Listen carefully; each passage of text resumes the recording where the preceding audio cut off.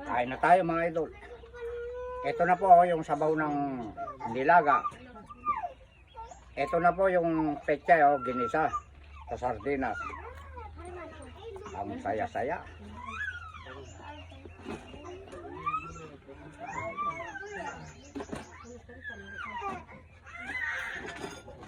Isang hektarya yan. Kasi nasanay na ako sa... Napagod akong nagdilig mga idol.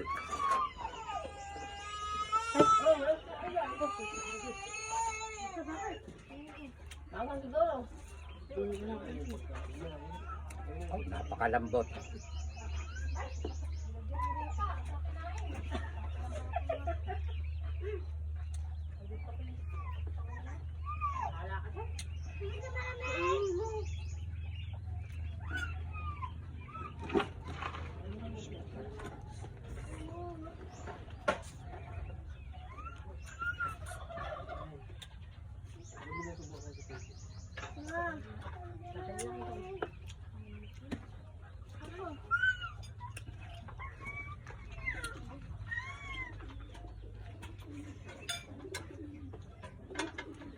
Ano yun? Ito bawasan mo.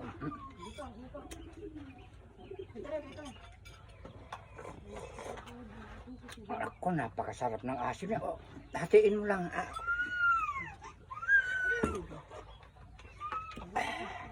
Ang sarap naman.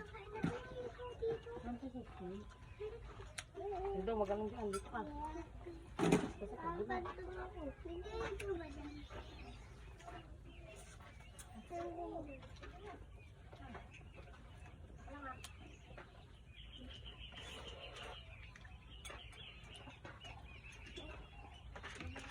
Hindi ko naman pipiliin ko.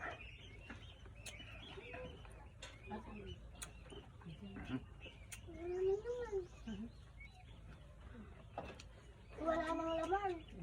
Wala nang laman.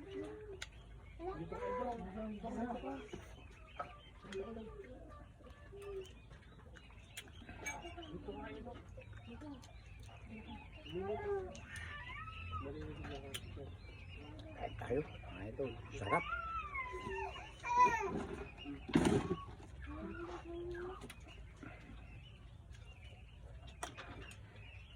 Pwede na ba dito?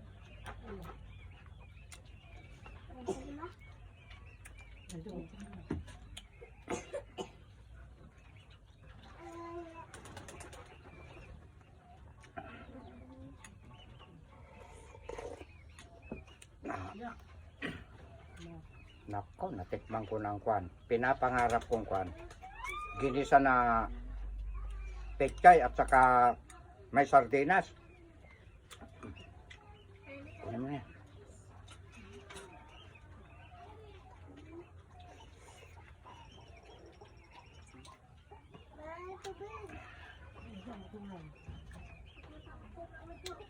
Nakasampay yung face towel ko ron. Nalimutan kong kunin. Huwag mo sasagutin, gago. Sino ba to? Ah? Hindi doon sa kwan. Sa puro kwarto.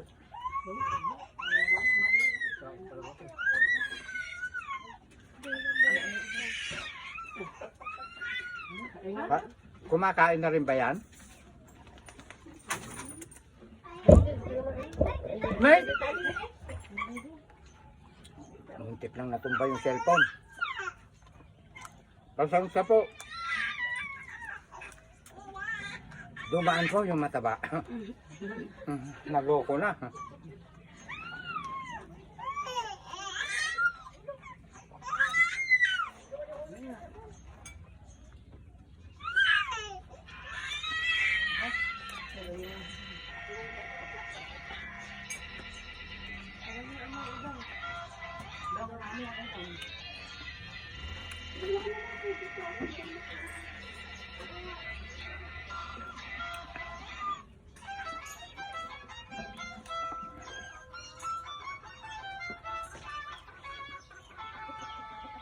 Ang sarap pala magluto yung asawa ni Buntis, ano? Nanganak na direct yan, parang bukit lang. Hindi ko alam ang pangalan eh. Nasanay na ako sa bunte. Anong pangalan niya? Testa. Testa? Yes.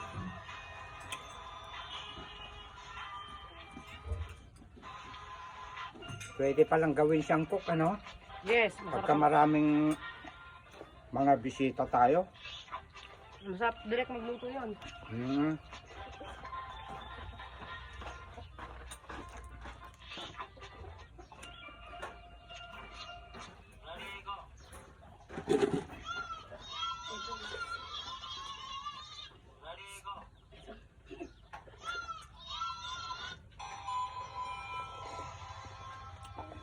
Oh, naninilaw ang sabaw na ito. Oh, bakit? Kanino yun ando doon? Ulam mo yung direct ni ano, nagluto.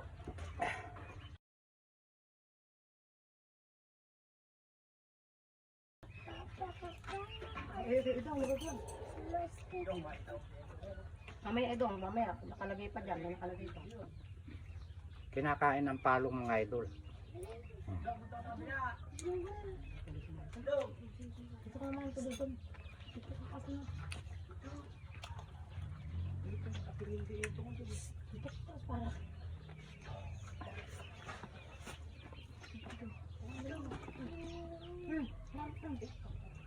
Ay, dahil sa princess. Hanapin ko din.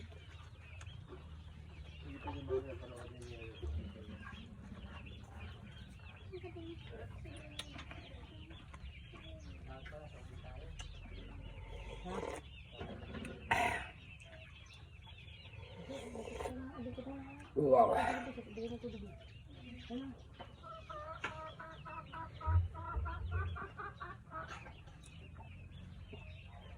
Bigyan mo ito dito.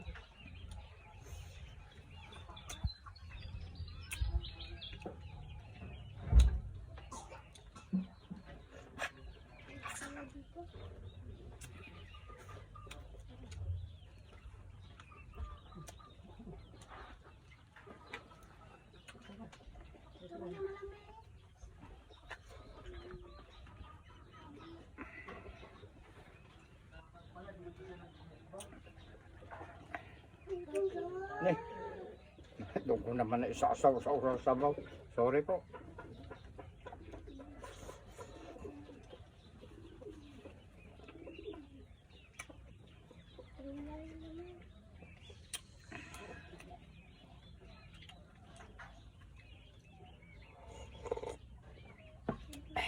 Marami sila mga idol kumain sa kabilang lamesa. Hindi pwedeng doon ako makisalo mga idol. Kasi may dalawang nanay nagpapadede. Alam ko na, baka mamaya makita na naman ng mga letter makita nila yung mga dede. Ay, alam niyo mga idol,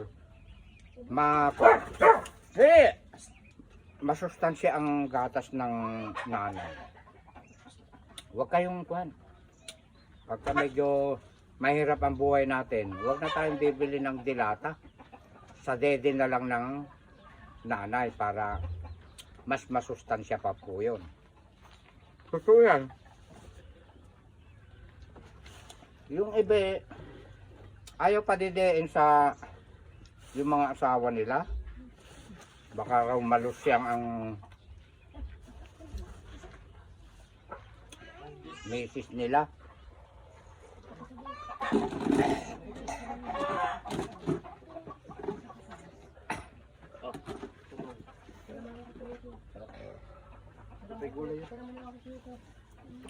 Mabangga mo yun pa.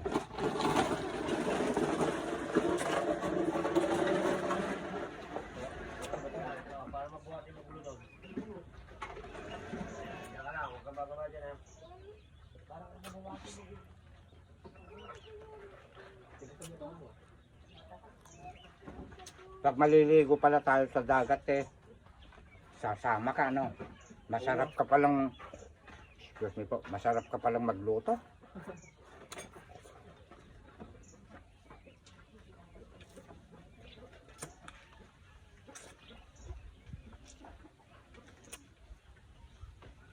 Nasa naikwento ko kanina. Yung mga nanay na nagpapadede, mas maganda po yun kaysa yung lata. Yung lata ang dede. Ano na yun, yung binibili. Tapos ang nanay naman magkakain ng mga malunggay. Ayan.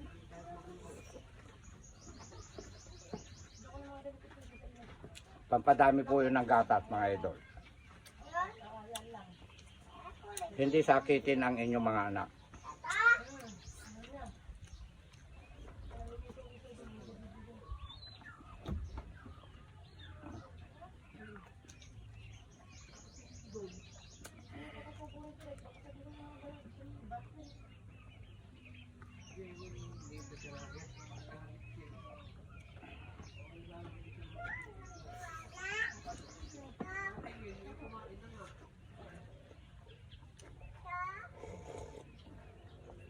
Wow. Oh, may inihaw pa na ko ano. Eggplant.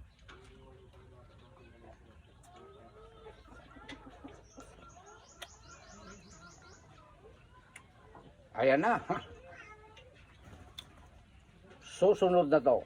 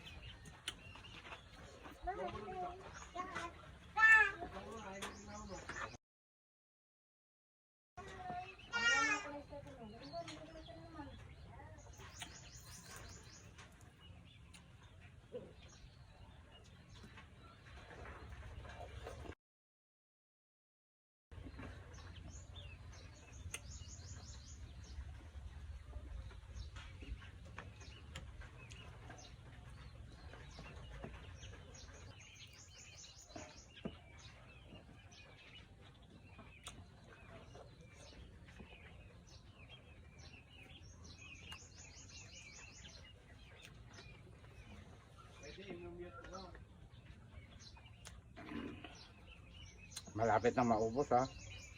Ang isang hektarya mga idol.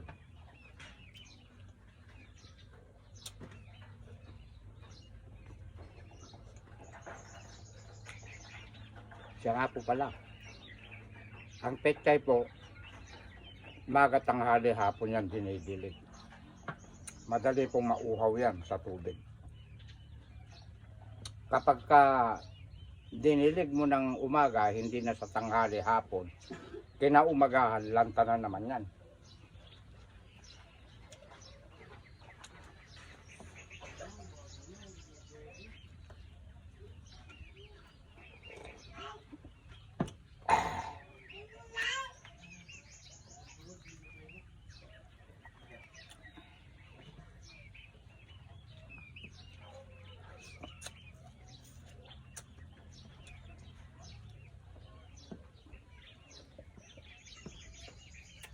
Ang sarap ng sausawan, meron pa eh.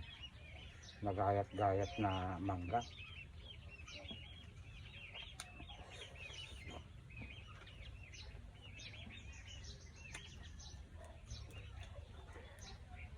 Wala akong nakitang maliliit na bangus para sa mga aso ko.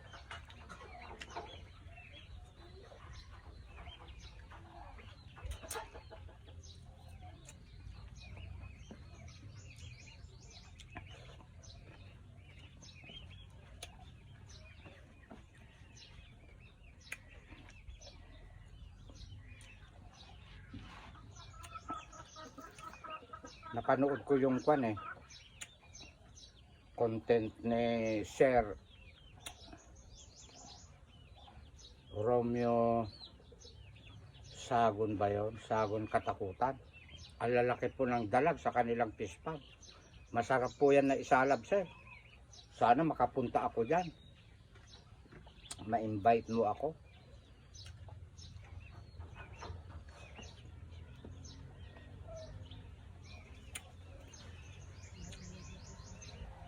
Sana mapanood ito ng inyong admin, sir.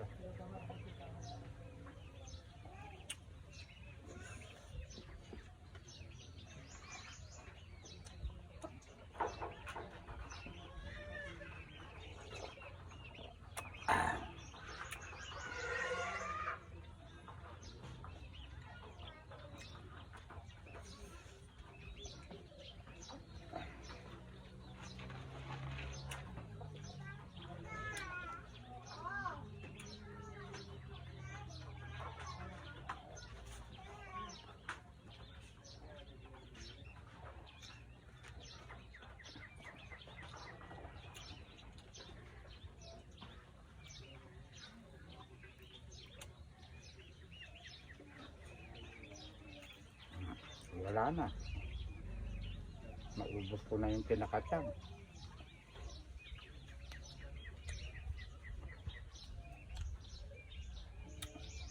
Lagi-lagi pag may sobra akong ganyan, sa mga alaga ko naman, wala kasing maliliit eh, na bangus.